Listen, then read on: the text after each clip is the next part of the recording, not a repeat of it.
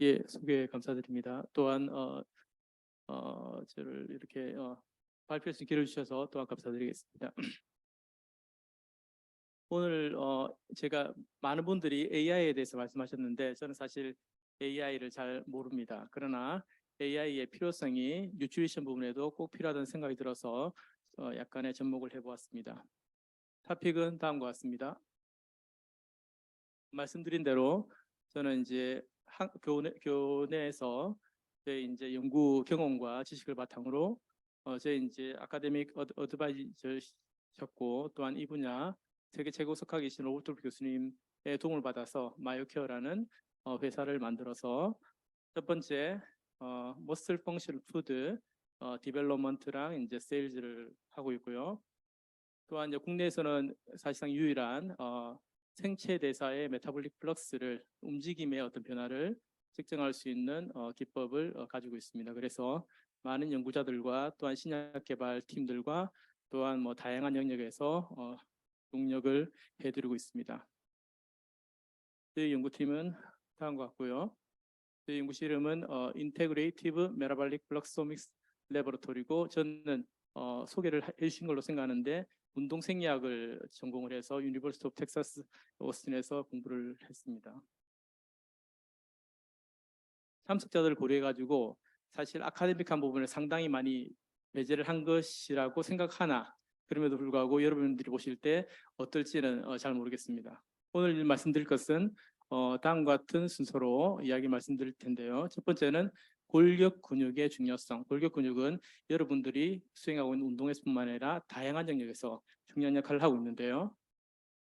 일상생활에서부터 그리고 여러분들이 하고 있는 축구, 뭐 다양한 스포츠, 모든 경기력에서 근육의 역할은 너무나 중요합니다. 세세하게 일일이 말씀드릴 수는 없고요.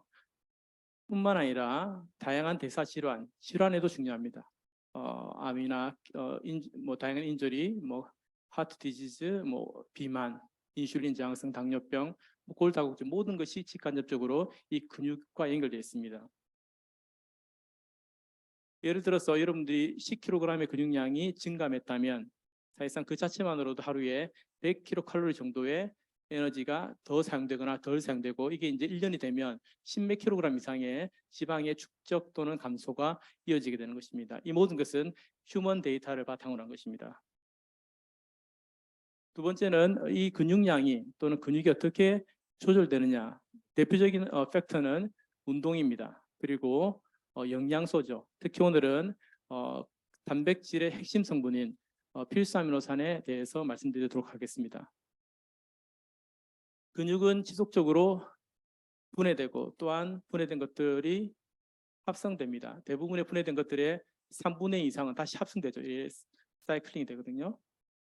그리고 이게 이제 근육량의 한 1, 2% 가루에 분해되고 합성되고 이게 유지될 때 근육량은 유지가 됩니다. 그리고 이 근육이 원활하게 턴오버, 합성 분해가 될 때 근육의 퀄리티가 잘 유지될 수 있는 것입니다.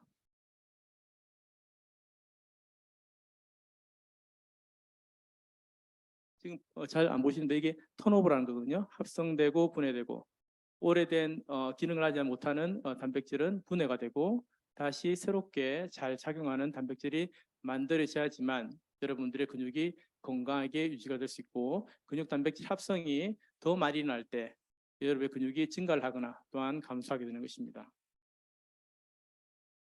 여러분의 근육은 다양한 어떤 물질로 되어 있지만 여러분의 근육의 특성을 발휘하는 데 가장 중요한 것은 단백질입니다. 모든 단백질들이 우리 몸의 모든 인체의 기능들을 수행하고 있는데요. 이 단백질은 21가지의 아미노산으로 구성되어 있습니다.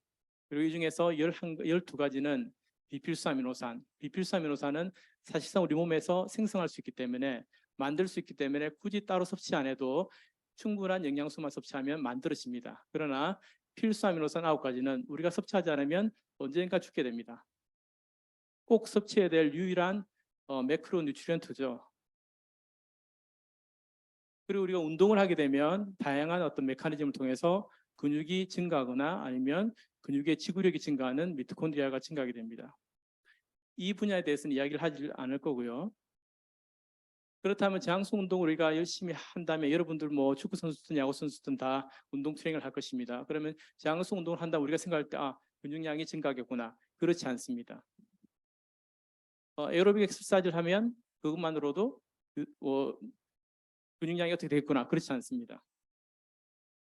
실제 사람을 대상으로 저항성 운동을 실시한 후에 근육 단백질이 합성되는 것과 근육 단백질이 분해되는 속도와 그리고 그 밸런스, 그러니까 근육량이 증가하려면 근육 단백질 합성이 더 증가될 것이고 줄어들려면 분해가 더 줄어들 건데요. 지금 보시는 바와 같이 운동 후에 안정 시에 비해서 근육 단백질 합성 속도가 2배 이상 증가되었고 이것이 약 이틀 정도 지속되는 것을 볼 수 있습니다.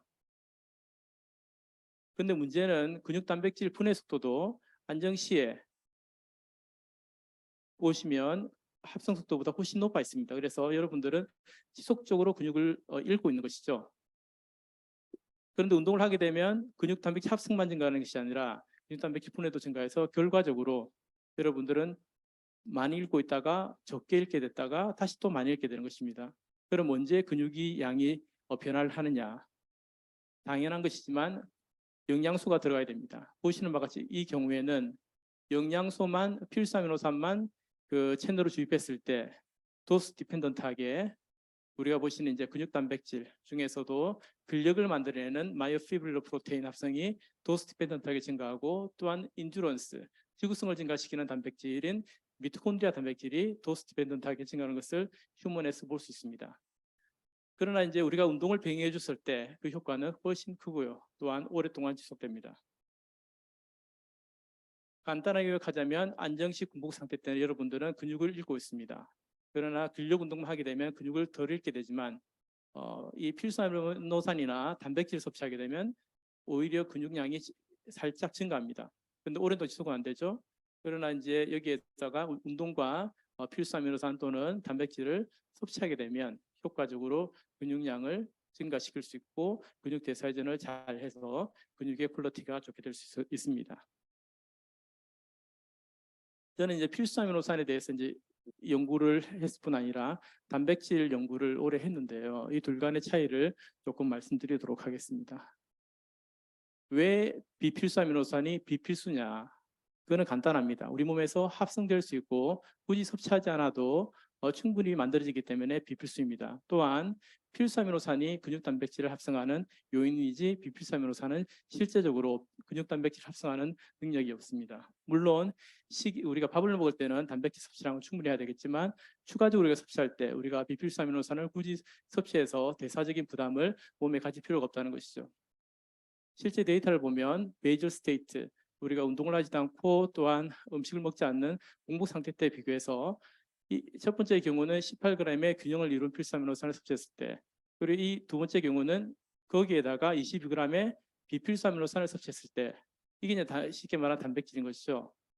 필수 아미노산의 양은 단백질의 약 3분의 1 정도 또는 이제 많게는 약 40%를 차지하는데 대부분이 비필수 아미노산입니다. 보시는 바와 같이 근육 단백질의 합성 속도가 필수 아미노산을 섭취한 것보다 더 증가하지 않고 오히려 델타 값에서는 떨어지는 것을 보고 있습니다. 동량의 유청 단백질과 필수 아미노산을 섭취했을 때 보시는 바와 같이 그 기능이 교육만 했을 때 비해서 웨이 프로테인이 유효하게 증가했고 그보다 2배 이상 필수 아미노산을 섭취했을 때 유효하게 증가했다는 것이 저희 팀에서 나온 데이터입니다. 그 외에도 단백질이 가지는 여러 가지 어떤 제한점들이 조금 존재합니다. 물론 이거는 생략하도록 하겠습니다. 또한 많은 선수들이 또한 뭐 많은 사람들이 BCAA 섭취를 많이 하시는데 저는 이제 연구자로서 말씀을 드리는 겁니다. 실질적으로 그러면 BCAA를 섭취하게 되면 정말 근육량이 증가하거나 근육의 퀄리티가 좋아지느냐? 그렇지 않습니다. 그렇다고 BCAA가 중요하지 않느냐? 그렇지 않습니다. 중요합니다. 이 연구에서는 사람을 대상으로 필수 아미노산을 섭취할 때 한 번에는 루신량을 전체 필수 아미노산의 26%, 한 번은 41%로 증가를 시켜봤습니다. 보시는 바와 같이 노인과 젊은 사람들을 보시게 되는데요. 노인들에 있어서는 그 동화 정성이 있어서 우리가 필수아미노산을 섭취하든 단백질 섭취하든 운동을 하더라도 근육 단백질 합성이 잘 증가하지 않습니다. 그래서 노인들은 자꾸 근육이 빠지는 것이거든요. 그랬는데 루신 양을 갖다가 증가시켰더니 근육 단백질 합성이 유의하게 증가하는 것을 볼 수 있습니다. 그러나 영 그룹에서는 루신 양을 더 증가시키든 안 증가시키든 이 몸의 이 센시티비티가 높은 상태이기 때문에 섭취한 직후 근육 단백질이 유의하게 증가하고 41%로 증가시켰을 때 추가적인 효과는 없었습니다. 여기서 말하는 것은 뭐냐면 단독 섭취가 아니라 필수 아미노산 전체가 다 들어있는 가운데서 루신의 역할을 이야기하는 것입니다. 그러면 다시 말씀드렸다시피 루신 자체만으로 우리가 근육량을 증가시키고 근력을 증가시킬 수 있느냐? 보시는 경우에는 12주 동안 하루에 2.5g의 루신을 섭취한 경우입니다. 보시는 바와 같이 근육량을 나타내는 림바드 매스의 변화가 전혀 나타나지 않고요. 근력의 변화도 전혀 나타나지 않습니다. 또한 질병 이상에서도 그런 효과는 없고요. 또한 젊은 그룹에서도 그런 효과가 있다는 증거는 아무데도 없습니다. 그래서 말씀드린 것은 루신, BCAA 섭취하실 필요 없습니다. 오히려 대사적으로 문제가 있어 암을 유발한다거나 아니면은 대사성 질환을 유발한다는 데이터들은 꽤 많이 있습니다. 그러면 근육 단백질 어떻게 만들느냐? 근육 단백질이 뭐냐? 그리고 단백질이 무엇이냐? 중요합니다. 왜냐? 우리가 어떤 운동을 하게 되면 그 운동은 메시지를 만들어야 됩니다. 여러분들이 축구와 관련돼서 운동을 해서 트레이닝을 하게 되면 그 축구 기능 향상시키기 위한 특정 운동 프로그램을 하겠죠. 그러면 그에 대한 효과는 단백질 합성으로를 통해서 나타나야 되는 것이죠. 왜냐? 이 단백질이 모든 우리의 신체 기능과 우리의 대사적인 변화를 갖다가 이루어내기 때문입니다. 저는 특정한 운동 또는 운동 트레이닝을 특정한 메시지, mRNA를 만들어내는 메시지라고 생각하고요. 그것이 결과적으로는 프로테인으로 합성으로 이어져야 됩니다. 그러려면 그 재료가 필요한 것이죠. 보시는 바와 같이 여러분들이 하이 인텐시티 인터벌 트레이닝을 하게 되면 유산소 운동량이 증가하지 근육량이 증가하지 않습니다. 여러분들이 저항성 운동, 근력 운동을 하게 되면 근육량이 증가하지 유산소 운동량이 증가하지 않습니다. 그래서 여러분들의 그 트레이닝 스페시픽하게 우리의 몸은 적응하게 되어 있는데요. 적응을 잘 하려면 그 메시지에 대한 부합을 해야 되는데 그것이 바로 영양소인 것입니다. 조금 전에 말씀드렸던 특정 운동이나 특정 BAB에 따른 또는 특정 음식에 따른 약물에 따른 메시지는 mRNA라는 것을 통해서 발현이 됩니다. 그것은 우리로 하여금 어떠한 단백질을 만들라는 것이죠. 근데 그 단백질을 만들 때 말씀드렸듯이 21개의 아미노산이 적절한 배열을 통해서 만들어집니다. 그러나 제가 말씀드렸듯이 12개의 비필수 아미노산은 우리 몸이 원래 만들 수 있기 때문에 굳이 섭취 하나 되지만 필수 아미노산은 9가지가 충분히 존재해야 됩니다. 만약에 하나라도 부족하면 단백질이 제대로 만들어지지 않죠. 그러면 우리 몸의 적응 현상이 정확하게 일어날 수 없습니다. 이거는 마치 좋은 스포츠카는 있지만 연료가 없는 거는 다름이 아닙니다. 즉 빨리 달릴 수 있는 엔진을 가지고 있지만 연료가 없으면 무용지물이죠. 그래서 우리 이 단백질을 만드는 필수아미노산은 이 9가지의 필수아미노산과 우리 몸에서 만들 수 있는 비필수아미노산이 협력해서 하나의 팀을 만들 때 그때 효과적으로 우리의 운동 적응 현상이 일어나게 되는 것입니다.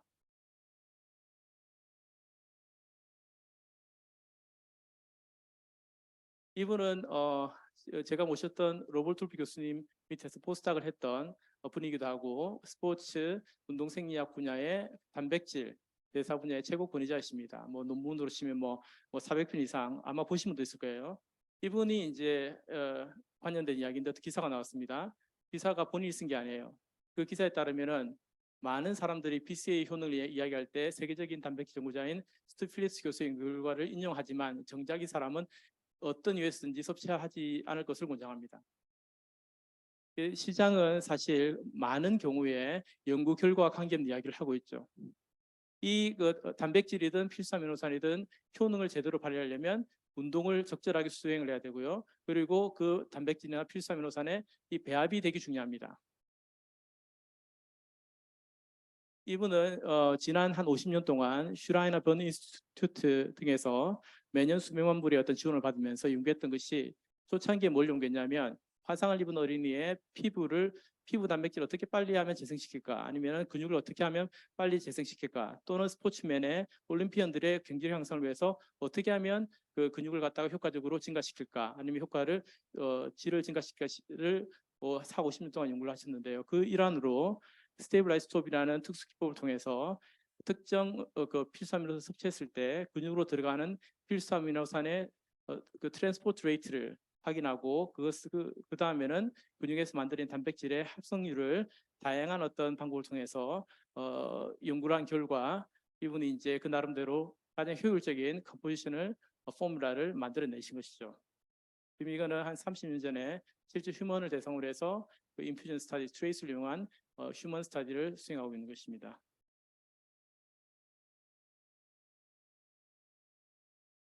지금 이 다섯 번째 건은 사실상 이제 동물 연구입니다. 이런 어떤 휴먼에서 어떤 변화들은 사실 수십 년 동안 잘 알려져 있는데요.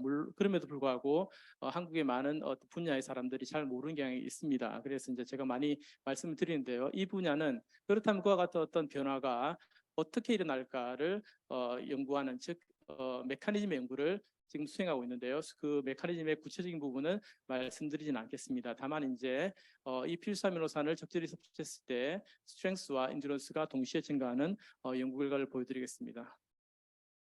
일반적으로 여러분들 아시겠지만 유산소 운동과 저항성 운동은 그 나름대로의 효과를 나타냅니다. 그런데 서로를 같이 병행하게 되면 서로의 효과를 상호 방해합니다. 그게 이제 잘 알려져 있는 인터피어런스 이펙트라고 잘 알려져 있습니다. 메커니즘적으로도 꽤 잘 알려져 있는데요.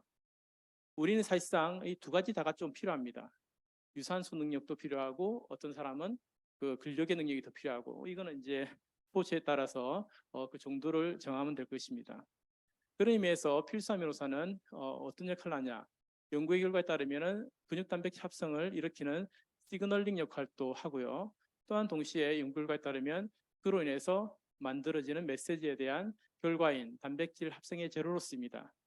결과적으로 컨트랙탈 프로테인, 우리 수축을 하기 위해 필요한 힘을 내는 단백질 만들 뿐만 아니라 우리가 오랫동안 뛸 수 있는 유산소 능력을 공급하는 미토콘드리아, 에너지를 만들어내는 공장인 미토콘드리아의 단백질을 만드는 것이 확인되었습니다. 이 연구 결과에서도 저항성 운동을 시키고 중간에 헤비워터라는 스테이블라이즈톱으로 근육 단백질 합성의 변화를 확인해 보았습니다. 보시는 바와 같이 운동과 필수아미노산을 공동 처치해서 같이 처치했을 때 근육량이 가장 크게 증가했고요. 또한 근력도 가장 크게 증가한 것을 볼 수 있고요. 이 밑바탕에는 수축성 근육 단백질의 합성 속도가 유의하게 증가한 것을 볼 수가 있습니다. 또한 우리가 이렇게 이제 저항성 운동과 필수아미노산 섭취했을 때 과연 유산소 능력이 좋아진지를 보기 위해서 트레드밀 운동 능력 테스트를 해봤을 때 인듀런스가 가장 유의하게 증가하고 필수아미노산만 섭취했을 때도 증가하는 경향이 뚜렷이 보였습니다. 그리고 이 근간에는 조금 전에 말씀드렸듯이 에너지를 만들어내는 마이토콘드리아 프로테인의 합성 속도가 증가한 것을 확인할 수 있습니다. 그렇다면 저항성 운동이 아니라 인듀런스 트레이닝을 했을 때 필수아미노산을 공동 처치하게 되면 어떻게 될까? 기본적으로 인듀런스가 증가하는 것은 잘 알고 있는데 스트렝스랑 머슬의 매스가 증가할까? 구체적인 것은 말씀드리지 않겠지만 여기서 보시는 바와 같이 예상대로 인듀런스가 유의하게 증가했을 볼 수가 있습니다. 필수아미노산만 처치해도 유의한 증가를 보이고 있고요. 운동을 병행했을 때 더 크게 증가한 것을 보여주고 있습니다. 플러스 보시는 바와 같이 솔루스, 이게 게스트릭, 비복근 등등의 이제 근육들이 있는데요. 근육의 양이 유의하게 증가한 것을 볼 수가 있습니다. 더불어서 근력도 증가한 것을 볼 수가 있죠. 근데 이제 이러한 어떤 변화들이 보통 우리가 연구를 할 때 에이지 그룹별로 또는 그룹 대 그룹으로 비교를 하기 때문에 개인적인 차이를 고려하지가 않습니다. 그래서 아까 제가 들었던 내용 중에 실제 적용을 해보니 맞지 않더라. 당연히 그럴 수 있습니다. 왜냐하면 우리는 이때까지 그룹과 그룹을 비교했지 개별 차를 고려하지 않았거든요. 그런 의미에서 이런 운동도 마찬가지지만 영양소도 그에 대한 반응이 다르기 때문에 개인 차에 대한 고려가 필요하지 않겠나 생각합니다. 보시는 바와 같이 우리가 일반적으로 텍스트에서 보면 저항성 운동, 근력 트레이닝을 12주나 6개월 했다 이러면 근육량이 증가하는 건 당연하다고 생각하지 않습니까? 그러나 그렇지 않습니다. 노인들의 경우는 오히려 근육량이 감소하는 경우도 있거든요. 어떤 사람들은 증가합니다. 증가의 폭이 다릅니다. 이 경우는 아마 6kg 제지방량이 여기 이 경우에는 한 10kg 정도의 제지방량이 증가했을 거고요. 근데 그 제지방량이 한 44, 50%가 근육량입니다. 그러면 운동을 했는데 감소를 합니다. 왜 그럴까요? 어떤 사람은 왜 이렇게 증가할까요? 또한 젊은 사람들은 대부분 감소한 경우는 없지만 그래도 증가하는 정도가 똑같은 프로토콜을 사용했는데 차이가 너무나 많이 납니다. 남녀가 비슷한 추이를 보이는데요. 차이가 너무나 많이 납니다. 똑같은 프로토콜로 똑같은 트레이닝을 했습니다. 이것들에 대한 근원적인 어떤 메시지인 수만 개의 mRNA 익스프레션 레벨을 봤더니 영 그룹과 올드 그룹에서 트레이닝 전과 트레이닝 후에 이 패턴 차이가 완전히 다른 위치에 있죠. 노인과 젊은 사람과 다른 위치에 있습니다. 이 유전자 발현에서부터 차이가 있는 것이죠. 즉 사람마다 차이가 있고 그 에이지마다 차이가 있고 질병마다 차이가 있고 다양한 어떤 조건에 따라 차이가 생깁니다. 그러나 우리는 일괄적으로 어떤 사람은 요거, 어떤 사람은 저거 이런 식으로 그냥 그룹으로 이렇게 묶어서 이렇게 처방하는 경우가 많습니다. 또한 지금 보시는 바와 같이 필수아미노산을 섭취한 후에 단백질 합숙도를 봤을 때 유의하게 증가하는 것을 볼 수 있습니다. 거의 2배 증가하죠. 그런데 여기 보시면 에러바를 보시면 실질적으로는 개인차가 엄청나게 난다는 것이죠. 그 개인차를 고려해야지만 된다는 것을 생각하게 됐습니다. 실제 이제 동물을 운동을 시켜봅니다. 보시는 바와 같이 지금 마차 끌기라고 하는데요. 되게 힘들겠죠. 근육량이 증가하는 유일한 제가 알고 있는 유일한 어떤 방법이긴 한데요. 실제 영과 올드 그룹에서 근육량의 변화를 트레이닝을 통해서 해봤더니 영 그룹에서는 사람과 마찬가지로 근육량이 유의하게 증가합니다. 이 그룹이거든요. 요 동그란 거는 다 개별 마우스입니다. 쥐입니다. 근데 보시는 바와 같이 이 개별차가 상당히 크죠, 이렇게. 그리고 올드는 그룹으로 봤을 때는 차이가 없습니다. 그러나 그룹에서 볼 때도 개별차가 상당히 심합니다. 그렇다면 이 근육량의 변화에 근간이 되는 근육 단백질 합성 속도를 보시면 또 마찬가지로 베리에이션이 상당히 큰데 유의하게 증가하는 것은 0그룹입니다. 올드 그룹은 차이가 없죠. 베리에이션만 큽니다.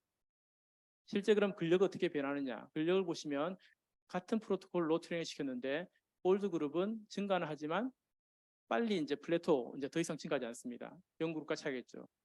더군다나 0과 올드 그룹 모두에서 개별차가 심한 것을 볼 수 있습니다. 이게 이제 스탠다드 에러이기 때문에 스탠다드 디베이션을 하면 훨씬 더 클 겁니다. 그리고 유전자 수준에서 봤을 때 보시는 바와 같이 근육량의 변화가 큰 그룹과 0그룹에서는 변하지 않는 그룹과 유전자 발현이 색깔로 보시면 됩니다. 색깔이 다르잖아요. 이게 이제 유전자 발현이 다르다는 겁니다. 올드 그룹은 변하지 않기 때문에 유전자 발현은 또 변하지 않습니다. 이런 걸 통해서 볼 때 우리가 메시지는 뭐냐, 레슨은 뭐냐, 개별 차를 고려해야 된다. 그리고 이제 그러나 우리가 구종의 필수아미노산의 균형을 이루는 필수아미노산을 저희들이 섭취시켰더니 근력의 증가가 유의하게 나타났다는 것이죠. 그래서 이제 결론이 그겁니다. 저는 AI의 도움을 받아서 개별 맞춤형 영양소 공급이 필요하겠다. 어차피 예전에 어떤 유명한 그 스포츠 영양학자가 이야기했던 것이 you are what you eat. 그래 너가 먹은 것이 바로 너다. 그러나 운동을 어떻게 하냐에 따라서 그 먹은 것이 어디로 가느냐는 그런 어떤 운동들에서 결정이 되거든요. 몇 분 지났을까요? 몇 분 남았나요? 네, 그리고 뭐 사실상 강의는 끝났고요. 이거는 이제 제가 하고 있는 연구와 또한 사고 관련되는 내용을 잠깐 소개해드리려고 보여드리는 겁니다. 저는 연구를 많이 하기 위해서 앞으로 테임에서도 연구를 하기 위해서 실험실 회사를 만들었거든요. 저희 이제 대학원 학생이고 접니다. 그리고 한 십몇 년 전에 제가 이 세계적인 석학과 같이 연구를 하게 됐는데요. 이분은 또 NBA 농구 선수도 하셨고 보스턴 마라톤 대회도 여러 번 출전하신 또 운동 강의시기도 합니다. 그러면서도 하버드에서부터 해서 세계적인 어떤 논문을 650편 이상 써내신 그런 분이시기도 하고요. 이분이 스테이블라이즈 톱을 이용해서 우리의 대사적인 변화를 아주 깊이 있게 볼 수 있는 살아있는 생체의 배사적 변화, 근육 단백질 합성에서부터 뭐 당의 변화, 뭐 지질의 변화, 뭐가 있을까요? 다양한 어떤 우리 메타볼리즘의 변화, 물질대사의 변화를 운동 시에나 안정 시에, 이건 제가 했던 실험인데요. 그것들을 모션 픽처와 같이 그냥 스태틱한 것이 아니라 정지된 것이 아니라 움직임의 변화를 직접 볼 수 있는 테크닉을 제가 배워와서 10여 년 동안 지금 공부를 해서 이제 저희 이 한국에서 수행하고 있고요. 셀에서 동물 그리고 사람에까지 최근에는 사람도 셋업을 했습니다. 원래 제가 이제 미국에 있을 때는 사람만 주로 이제 연구를 했습니다. 거의 100%. 그러다 한국에 와 보니 이제 사람 연구가 여의치가 않아 가지고 고전을 하다가 최근에 사람 연구실을 셋업을 했습니다. 그래서 우리가 보는 것은 이와 같은 특정 농도가 아니라 이런 농도가 어떻게 형성되는지 레이트를 보는 겁니다. 그것을 볼 수 있는 거고요. 같은 농도지만 다른 대사적인 상태를 가진 것이죠. 그래서 우리가 세포 내에서 그리고 시스템 내에서 어떤 변화들을 그 모션과 같이 그 동영상과 같이 우리가 볼 수 있는 기법을 가지고 있고요. 이러한 기법들을 바탕으로 이런 어떤 영양소나 아니면 그 약물이나 이런 것들의 효능들이 검증이 되는 것입니다. 그래서 회사나 연구자들에게 서비스를 하고 있습니다. 그래서 최근에는 뭐 임팩트 20점 정도에서부터 다양한 논문들을 많이 편찬을 하고 있고요. 또한 최근에는 네이처에도 이제 곧 이게 정말 세계적인 논문이거든요. 곧 이제 편찬이 될 것으로 보이고 있습니다. 이와 같은 어떤 기법을 바탕으로 휴먼에서 운동이나 영양소나 약물의 실제적인 반응의 변화를 연구를 해왔고 저는 이제 그 팀에서 오랜 동안 연구를 했었습니다. 그 중에 일부가 필수아미노산과 단백질의 그 섭취했을 때 운동과 병행했을 때 근육 단백질 어떻게 만들어지는지 얼마큼 만들어지는지 또 나아가서는 이게 경기력과 뭐 운동 능력과 어떻게 연관되는지를 실험실 레벨에서 수행을 해서 지금을 갖다가 실용화 현장에 적용하는 단계까지 넘어왔습니다. 저는 이 회사의 직원이 아닙니다. 대표입니다. 그래서 의도적으로 뭐 제가 광고를 하려고 한 거고요. 다만 그러나 학자적인 양심을 가지고 데이터 기반으로 여러분한테 말씀드렸고 이분이 항상 이야기했던 말은 연구자가 연구에서 끝나면 안 되고 현장에 적용되지 않으면 그것은 필요 없다고 말하기는 그렇지만 그건 무익하다. 그래서 내가 연구했던 것이 항상 언젠가는 현장에 적용돼야 되고 사람들한테 트랜스레이션 돼야 된다는 것을 강조하셨기 때문에 저는 연구와 그리고 실제 이런 것을 동반해서 수행하고 있습니다. 연구적으로도 상당히 프로덕티브하기 때문에 연구를 하지 않습니다. 엄청나게 열심히 하고 있습니다. 네, 저희 연구팀이고요. 또 해외적으로나 또한 국내적으로나 열심히 연구를 하고 있고 동물에서부터 사람까지 그리고 현장까지 열심히 연구를 하고 있습니다. 경청해 주셔서 감사드립니다.